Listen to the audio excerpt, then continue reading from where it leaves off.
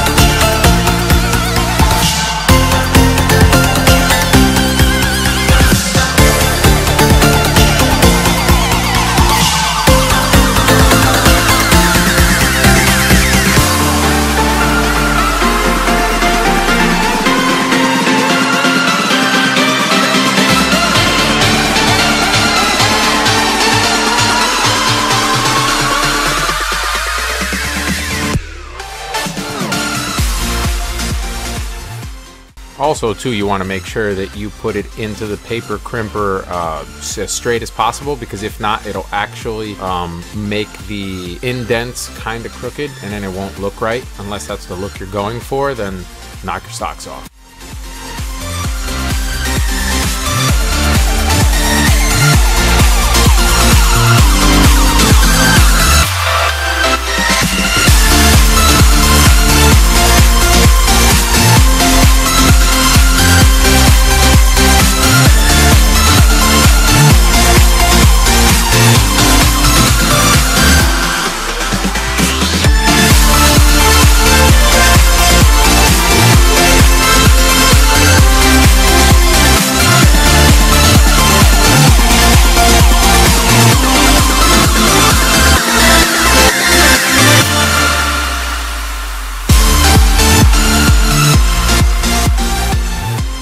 So basically right here, I'm pretty much gluing in some styrene flat stock to give me a outline to where the wood is basically going to be bolted, or not bolted, but glued onto the floor itself, and to keep it straight, because when dealing with balsa and bass, the glue, the way it reacts to the wood, sometimes it likes to kind of throw things off of level a little bit, as they say.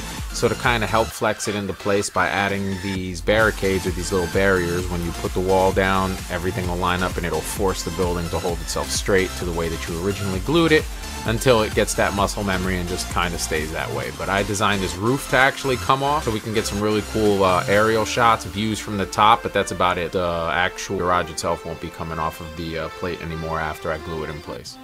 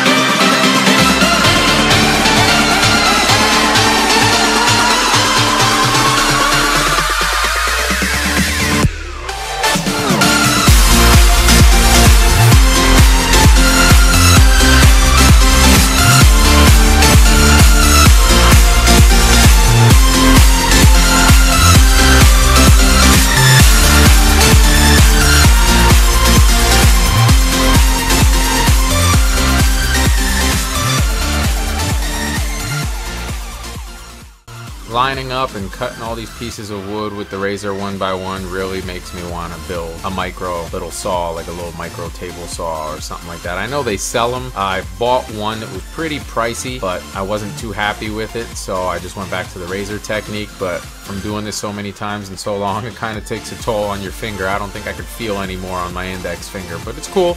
Whatever works.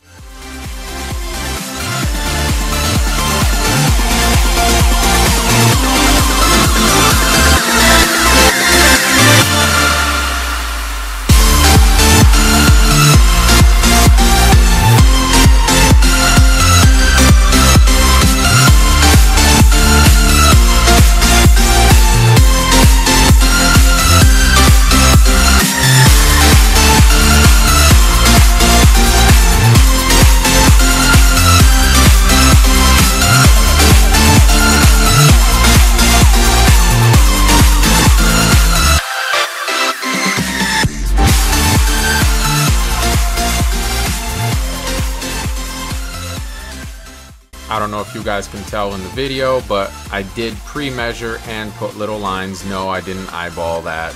It would be awesome if I did, but I'm usually pretty good with it, but I'm also very, very OCD when it comes to stuff being measured and being, you know, perfect. So it always takes a little longer, but definitely measure 30 times, cut once. Otherwise, it's gonna suck.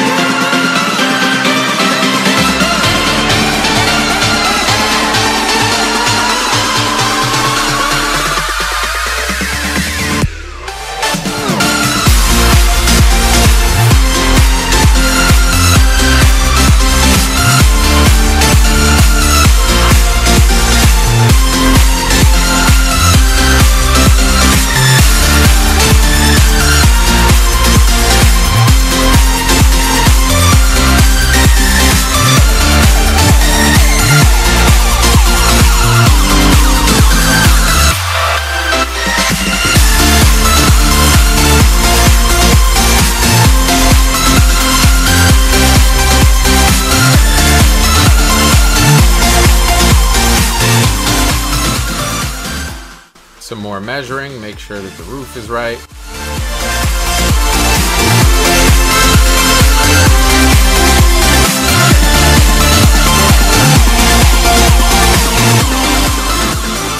Get the pre-cut styrene, make the marking so I could get both sides.